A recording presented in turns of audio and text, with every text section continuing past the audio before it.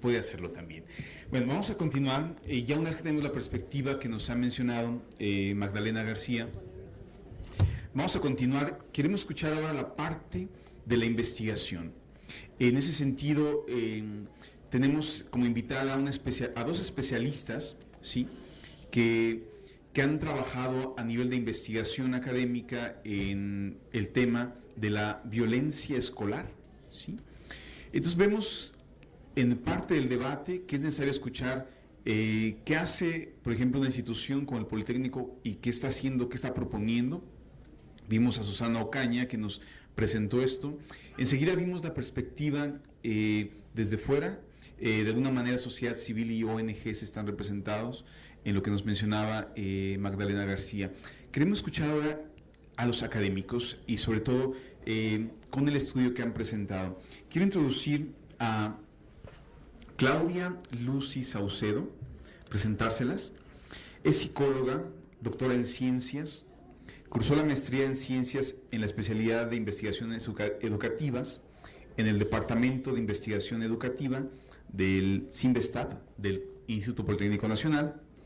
Es profesora titular de la Facultad de Estudios Profesionales Iztacala de la Universidad Nacional Autónoma de México, y su investigación se ha enfocado en las expresiones genéricas de los adolescentes en el contexto sociocultural y en las formas culturales de participación. La doctora Saucedo realiza esta investigación colaborativa con otra académica que quiero mencionarla.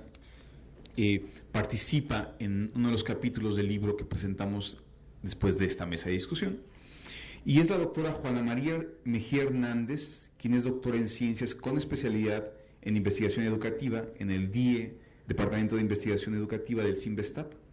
Es psicóloga, es docente y es terapeuta familiar. Desde 1980 ha trabajado con jóvenes y adolescentes, mujeres, grupos y comunidades en proyectos sociales, espacios escolares y terapéuticos, hasta especializarse en la atención a personas involucradas en relaciones violentas en 1994. Ha escrito algunos artículos sobre esta área y sobre todo el libro Violencia Familiar e Identidad Femenina, una estrategia de intervención terapéutica, publicado por el Politécnico. Su trabajo rescata prácticas para la sociabilidad adolescente y destaca la construcción de sus identidades posicionales y de género dentro de grupos de pares.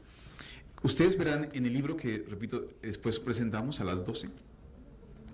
El estudio es bien interesante y de hecho diríamos que habría que revisarlo, sobre todo para jóvenes que cursan los niveles de secundaria y medio superior. Dejo la palabra a la doctora Lucy. Va a necesitar el micrófono entonces. Por favor. Sí, excelente. Bueno, entonces vamos a tratar de ser breves. El objetivo central de nuestro trabajo es utilizar la palabra de convivencia para trabajar con la cuestión de la violencia en la escuela. Nuestro segundo objetivo es que no podemos analizar que no podemos proponer estrategias de intervención si no conocemos las dinámicas culturales de relación que tienen los estudiantes en las propias escuelas. Es muy fácil llegar de fuera y hacer talleres, hacer todo un conjunto de actividades y después el que trabaja con esos jóvenes se va y los deja en las mismas dinámicas de relación social. La siguiente, por favor. Nosotros que hemos aprendido de la investigación, hemos estado trabajando ya un buen tiempo en la investigación y nos hemos dado cuenta que en las escuelas mexicanas es más probable que se presente la indisciplina. Afortunadamente todavía no estamos en un panorama de violencia tan fuerte como el que existe en otros países, en donde se presentan tiroteos, etcétera. Ojo, sí corremos el riesgo de avanzar a situaciones cada vez más fuertes. Tenemos focos rojos en la Ciudad de México, por ejemplo en Iztapalapa, tenemos focos rojos en el norte del país, en donde la violencia se está presentando con mayor frecuencia en las escuelas. ¿no? Lo que es cierto también es que la investigación nos ha demostrado que cuando la indisciplina se hace cada vez más aguda porque la organización escolar no favorece un control, no estoy hablando de tolerancia cero ni nada de eso, sino de un control que permita la contención por parte de los estudiantes, entonces los problemas de violencia aumentan. La que sigue, por favor. ¿Qué explicaciones hay sobre por qué se presenta la indisciplina y violencia en las escuelas? Ustedes podrán ver que vienen desde decir que vivimos en una época de violencia sistémica, estructural. Cotidianamente estamos bombardeados por cabezas cortadas en los periódicos, por escenarios de tiroteos y demás, ¿no? Pero también se explica que las escuelas en barrios desfavorecidos, porque no tienen una estructura presupuestal y de formación docente que favorezca una mejor organización de la propia escuela. La exclusión escolar del alumno, hasta por el simple hecho de que se le diga en una clase, te sientas hasta atrás porque adelante me interrumpes a los listos, ese es un proceso de exclusión escolar que haga que el alumno que se sienta hasta atrás esté resentido, esté despegándose de la escuela.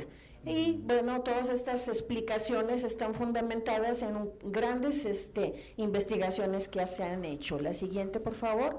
Nosotros apostamos por la palabra convivencia. Creo que cuando hablamos, incluso hay un fuerte debate acerca de si hablar de no violencia como palabra junta, sin separarla, es decir, ha habido en la década que acabamos de terminar, 2012, en México se incrementó afortunadamente el número de estudios que se metieron a las escuelas para ver qué estaba pasando, ¿no? Y hicieron un amplio debate sobre cuáles son las palabras más adecuadas. Nosotros apostamos por la cuestión de la convivencia, que lo podemos desplegar en cualquier escenario, no solamente en la escuela, y que se refiere a que tenemos que tener un trato justo con el otro, tolerante, ser flexibles. Ya no estamos en los tiempos de la democracia en donde ya nadie la cree, pero creo que tenemos que avanzar hacia nuevas formas de ser personas. La que sigue. En el particular, la convivencia en las escuelas tienen que ver mucho con el clima escolar. Con seguridad ustedes como alumnos se han preguntado en qué tipo de escuela estoy, si es una escuela en la que me piden llevar uniforme, corte de cabello, o si es una escuela que favorece más un espacio de vida juvenil. Hasta donde yo conozco, la investigación que hemos realizado, hay distintos tipos de escuelas. Los CCHs tienen un amplio espacio de vida juvenil, entonces, pero un bajo rendimiento académico, mientras que en el Poli tienen menores márgenes de vida juvenil y habrá que ver si eso hace que aumente el rendimiento académico, ¿no? Pero entonces, dentro de las intervenciones, lo que se ha pretendido es mejorar el clima escolar para promover una mejor convivencia entre los actores de los escenarios escolares. La que sigue, por favor. Sin embargo, nosotros estábamos preocupadas por conocer qué pasa en los escenarios escolares. Yo tengo 30 años trabajando y Juana María también, interviniendo en poblaciones, y nos damos cuenta que con frecuencia quien llega a proponer un programa de trabajo desconoce las dinámicas culturales que hay dentro de los propios escenarios. Por ejemplo, hicimos fuertes investigaciones sobre qué significa echar relajo dentro del salón de clase, en los patios escolares, los apodos, las bromas, el papelito que aviento y los usos del lenguaje, etcétera. Y todo el mundo condena el relajo, ¿no es cierto? Estás de relajiento, salte. Sin embargo, como psicólogas encontramos que el relajo permitía el desarrollo psicosocial de los estudiantes en estos terrenos que ustedes están viendo. ¿Alguna vez se habían preguntado que los mexicanos somos muy relajientos y tenemos un agudo sentido del humor?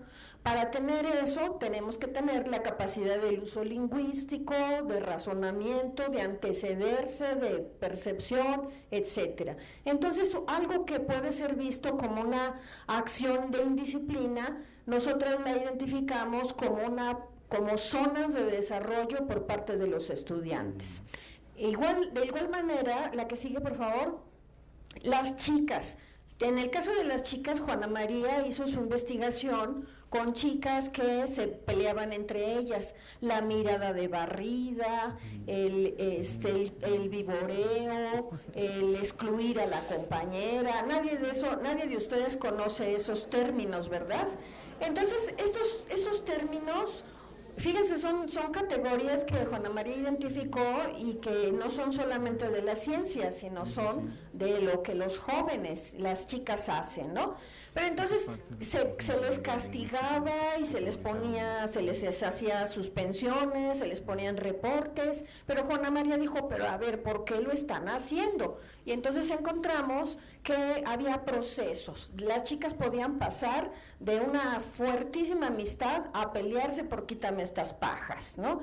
Y en ello ponían en juego procesos de intimidad y confianza, integración, adaptación. O sea, cuando las chicas se pelean no nada más lo hacen porque la otra ya me cayó gorda. Lo hacen porque hay procesos de formación psicosocial, culturales evidentemente, de ausencia de control de ira. Uno de los aspectos que la neurobiología nos ha enseñado es que la amígdala tiene que estar estimulada social, cultural y afectivamente para que nuestros jóvenes controlen la ira. Entonces, todas estas cuestiones que van de fondo a las interacciones de los jóvenes tienen una explicación. No hay que decir entonces que el estudiante es el malvado y simplemente con correrlo de la escuela se solucionan las cosas. La que sigue, por favor. En el caso de los chicos, llevarse y aguantarse. Creo que ustedes ya en el nivel en el que están, ya no se hacen montañitas, sándwiches, aventarse uno arriba del otro, patear la mochila del compañero. Ya no existe esto, porque ustedes ya pasaron por procesos de maduración hasta neurofisiológicas y ya tienen un trato más cortés, más respetuoso con el compañero de al lado. Ahora en lugar de patear la mochila, la asaltan cortésmente, ¿no? Pero entonces también Juana María lo que encontró en su investigación fue que llevarse y aguantarse, que es muy típico de los mexicanos, que se practica no solo en la escuela, sino en otros ambientes sociales, tiene sus fundamentos. Si ustedes se fijan, para un varón que no se lleva y no se aguanta, no logra ejercitar procesos de masculinidad que están de por medio y puede caer incluso a ser víctima de lo que actualmente todo el mundo habla del bullying, ¿no? La siguiente, por favor. Entonces nosotros nos preguntamos, ¿es posible la convivencia escolar? Como psicólogas, como terapeutas y como gente que hemos trabajado en intervención en las escuelas, decimos, es necesario estar en las escuelas, conocer la dinámica que los jóvenes dotan de significado a su comportamiento, acercarse a ellos, entender por qué hacen lo que hacen para poder acompañarlos en este proceso civilizatorio.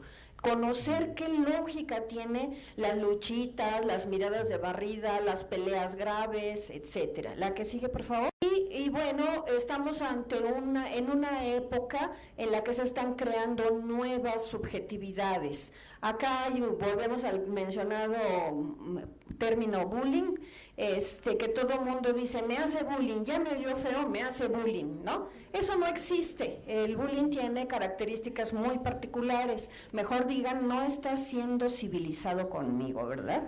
Entonces, pero entonces estamos en una década en la que el golpeteo mediático tan fuerte sobre la noción de bullying ayudó a que estemos más atentos al trato con el otro. De eso ha servido. Pongámosle la palabra que le queramos poner.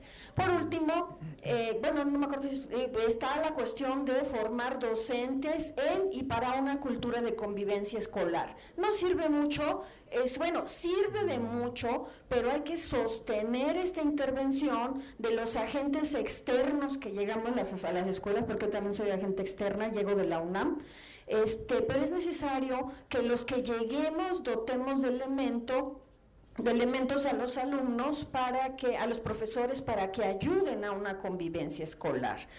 Hace poco estaba leyendo una tablilla del año 5000 antes de de nuestra época, y ya había copias, resúmenes. Imagínense a los romanos haciendo copias. Ustedes ya no hacen copias, ya no repiten, ya no son resúmenes, ya están, se supone, en una cuestión como más avanzada. Pero entonces el docente tiene que tener estrategias distintas para la promoción de una convivencia escolar.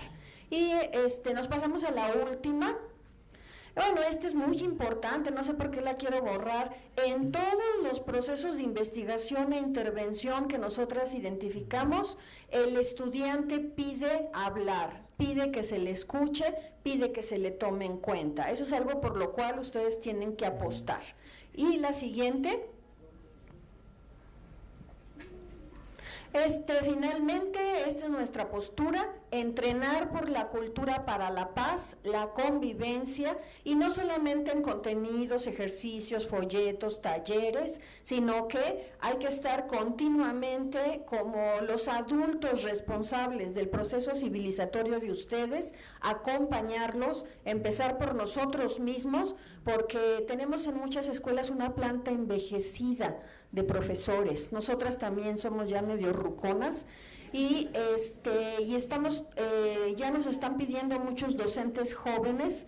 El doctor Xicoténcatl, que lo imaginábamos como un viejito dinámico, y quedamos sorprendidas. Entonces, gente nueva es la que nos está pidiendo, háganse a un lado, y esta gente nueva es la que tiene el reto de tratarlos diferentes a ustedes como estudiantes. Muchas gracias. Gracias.